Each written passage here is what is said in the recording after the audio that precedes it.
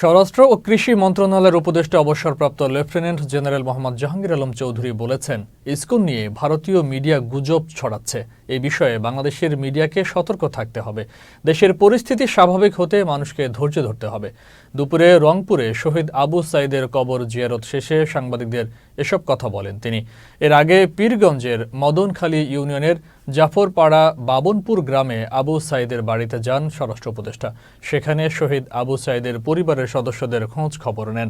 স্বরাষ্ট্র উপদেষ্টা মোহাম্মদ জাহাঙ্গীর আলম চৌধুরী বলেন, সব মিথ্যা মামলা বা মামলা বাণিজ্যকারীদের বিরুদ্ধে ব্যবস্থা গ্রহণ করা হবে।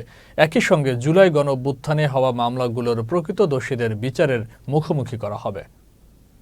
পার্শ্ববর্তী দেশের মিডিয়া আমগো সম্বন্ধে অনেক মিথ্যা প্রচার করে, যেটা একমাত্র আপনারা এটা করতে পারেন, কাউন্টার করতে পারেন, যেহেতু আপনারা সত্যি ঘটনা প্রকাশ করে এদের এই মিথ্যা প্রচারটাকে আপনারা মিথ্যাটাকে বন্ধ করে দিতে পারেন।